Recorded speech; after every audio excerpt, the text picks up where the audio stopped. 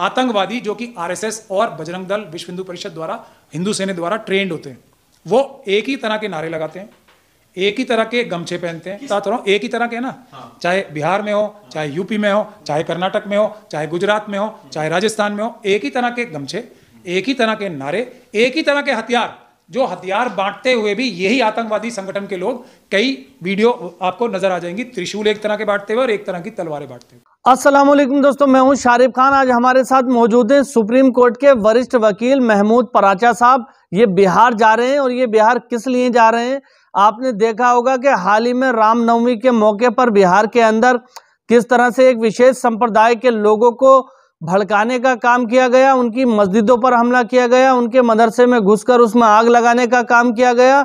तो इस सारी गतिविधि में जो लोग शामिल थे उनके ऊपर केस कराने के लिए, उनके ऊपर टेररिस्ट एक्ट के तहत कार्रवाई हो, इसलिए महमूद पराचा साहब जा रहे हैं। महमूद पराचा साहब से जानेंगे कि आखिर बिहार में जाकर के सबसे पहले वो क्या काम करेंगे, और जिस तरह से आरएसएस और बजरंग दल के लोगों ने वहाँ के लोकल लोगों को भड़काकर मस्जिद और मदरसे में घुसने का काम किया, उन सब के बारे में इनका क्या कहना है। तो चलिए बात करते हैं महमूद पराचा साहब से और जानते हैं कि आखिर बिहार के अंदर, गुजरात के अंदर, आसाम के अंदर, कर्नाटक के अंदर जो लगातार एक माहौल बनाया जा रहा है, एक विशेष समुदाय को लेकर इस्लाम धर्म के प्रति इतनी नफरत फैलाने का काम कर रहे हैं।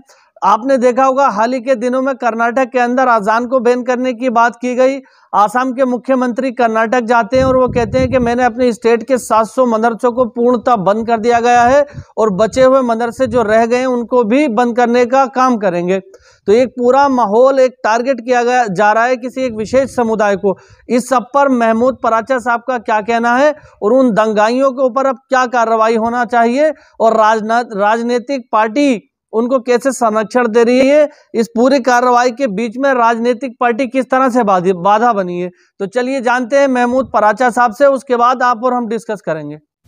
आरएसएस, बीजेपी, अमित शाह साहब और कौन होगा, ये सभी आतंकवादी एक घटना है। जो भी ब्राह्मण, क्षत्रिय, वैश्य या दूसरे लोग कोई भी अपना धार्मिक जुलूस निकालना चाहते हैं, मैं आपको क्लियर इसकी बैकग्राउंड बता देता हूँ। मैंने जहांगीरपुरी का भी केस किया है, बहुत सारे केसेस इस तरह के किए हैं, मुझे इसकी पूरी डिटेल्ड में रिसर्च है। तो वही मैं बता रहा था कि ये जो घटना है, ये एक आतंकवादी घटना है जो पाकिस्तान और चाइना के साथ मिलकर देश में अफरा तफरी का माहौल, भाई को भाई से लड़ाने की साजिश है। उसमें भारतीय जनता पार्टी को पॉलिटिकल बेनिफिट भी होता है, इसलिए ये साजिश में पूरी ताकत से आरएसएस और जुटी हुई। अब सबूत नंबर 1, एक ही तरह के जो जलूस चल रहा होता है, उसमें आप देखेंगे जितने भी वीडियो उसमें है पब्लिक डोमेन में, जलूस में जो आम श्रद्धालु होते हैं उनका काम सिर्फ एक होता है, अपनी धार्मिक भावनाओं में ओत प्रोत होकर आगे बढ़ते रहना। अब इन सभी जलूसों में 10, 20, 50, 100, 200, 500 आउटसाइडर्स या कुछ लोकल आतंकवादी जो कि आरएसएस और बजरंग दल, विश्व हिंदू परिषद द्वारा, हिंदू सेना द्वारा ट्रेंड होते हैं। वो एक ही तरह के नारे लगाते हैं, एक ही तरह के गमछे पहनते हैं। बता रहा हूं, एक ही तरह के ना, चाहे बिहार में हो, चाहे यूपी में हो, चाहे कर्नाटक में हो, चाहे गुजरात में हो, चाहे राजस्थान में हो, एक ही तरह के गमछे, एक ही तरह के नारे, एक ही तरह के हथियार, जो हथियार बांटते हुए भी यही आतंकवादी संगठन के लोग, कई वीडियो आपको नजर आ जाएंगी, त्रिशूल एक तरह के बांटते हुए और एक तरह की तलवारें बांटते हुए। तो एक जगह से ही सारा ऑर्गेनाइज हो रहा है। ये लोग जाकर मस्जिदों पे, चर्चिस पे, गुरुद्वारों पे, बुद्ध विहार पे और वाल्मीकि समाज पे, इन सभी लोगों पे हमले करते हैं। अलग अलग जगह आपने देख लिया होगा एक ही प्रकार के नारे लगाते हुए। अब आगे सुनिए, जो लोग अब किसी के घर पे अटैक करोगे, किसी की मस्जिद पे अटैक करोगे, किसी के धार्मिक स्थल पे अटैक करोगे, तुम आतंकवादी आके अटैक करेंगे, तो भारत का संविधान और कानून उन्हें हक देता है राइट टू सेल्फ डिफेंस का। तो ये जो सेल्फ डिफेंस में, अपनी रक्षा में लोग जो कार्रवाई करते हैं, जवाबी कार्रवाई, उसको ये जो क्रिमिनल मीडिया है वो इस आतंकवादी घटना का एक दूसरा हिस्सा है। वो उतना पोर्शन दिखाते हैं और पूरे देश में माहौल बनाते हैं, उल्टा जो हुआ है जमीन पे उससे उल्टा, कि हमला करने वाले, वो नारा लगाने से किसी को दिक्कत कहाँ है, गुरुद्वारा जलाने से दिक्कत है, चर्च जलाने से दिक्कत है, मस्जिद जलाने से दिक्कत है, मदरसा जलाने से दिक्कत है, घरों में घुस के माँ बेटियों पे हमला करने से प्रॉब्लम है, घरों में आग लगाने से प्रॉब्लम है, उससे प्रॉब्लम है।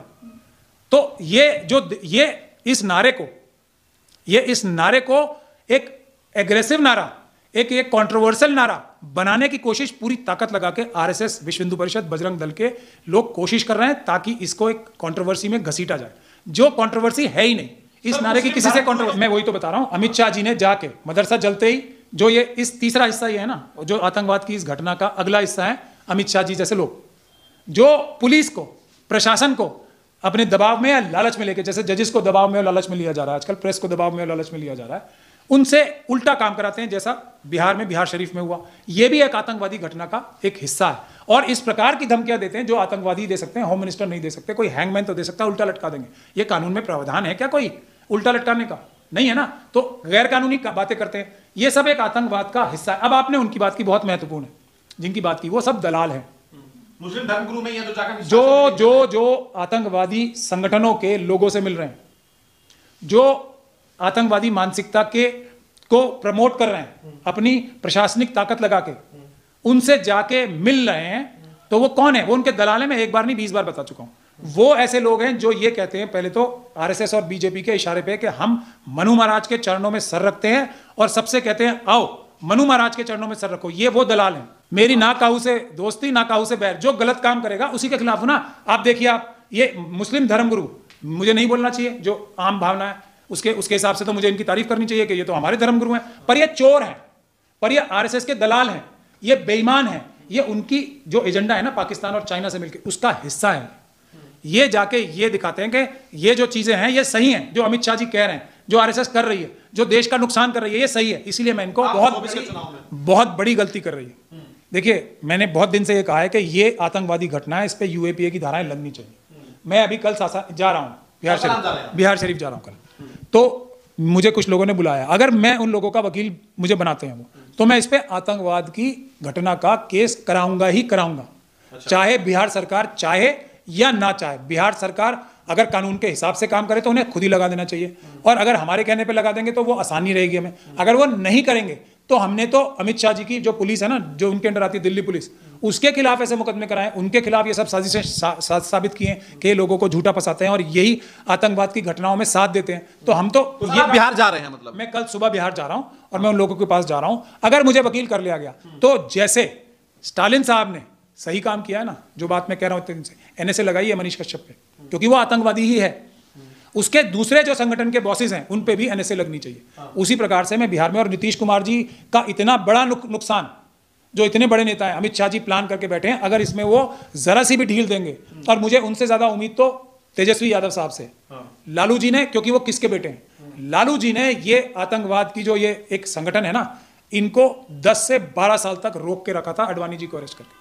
उनकी वजह से 10 से 12 साल तक इनका प्लान जो है फेल हुआ था, लालू यादव जी की वजह से। वैसा स्ट्रॉन्ग कदम उठाएंगे तो आज जो माहौल है, अब तो इनके सारे पत्ते खुल गए ना। आतंकवादी घटना की है, हम आतंकवादियों को सजा दिलाने के लिए कटिबद्ध हैं। तो उम्मीद करता हूं दोस्तों, महमूद पराचा साहब की बात से आप इत्तेफाक रखते होंगे, और जिस तरह से इन्होंने बताया कि जब बिहार में दंगा हुआ उसके फौरन बाद अमित शाह जी गृह मंत्री वहां पर पहुंचते हैं और वहां पर ये कहते हैं कि दंगाइयों को, पत्थर मारने वालों को उल्टा लटकाकर मारने का, उल्टा लटकाकर दंड देने का काम करेंगे। इस तरह के भाषण को भी असंवैधानिक बताया है, और साथ ही साथ ये भी बताया है कि गृह मंत्री जी पर भी कार्रवाई हो सकती है, क्योंकि भारत एक लोकतांत्रिक देश है और यहाँ का संविधान इस बात की इजाज़त देता है कि आप भारत के अंदर चाहे प्राइम मिनिस्टर हो, होम मिनिस्टर हो, या किसी भी पद पर आप हो, आप अगर कोई गलत काम करते हैं, गलत बयानबाजी करते हैं, तो आपके ऊपर भी कानून उतना ही अधिकार रखता है जितना कि एक आम इंसान पर। तो कमेंट में अपनी राय जरूर देना कि जिस तरह से बिहार के दंगों पर आरएसएस और बजरंग दल ने लगातार ठेका ले रखा है कि पूरे भारत के अंदर, बिहार हो, बंगाल हो, हर जगह पर जाकर के किसी एक विशेष समुदाय को टारगेट करना है और 2024 के इलेक्शन से पहले एक माहौल क्रिएट करना है, इस पर अपनी राय जरूर रखना। इंशाल्लाह फिर मिलूंगा इसी तरह की एक नई वीडियो के साथ। तब तक दुआओं में याद रखना। खुदा हाफिज। जय हिंद, जय भारत।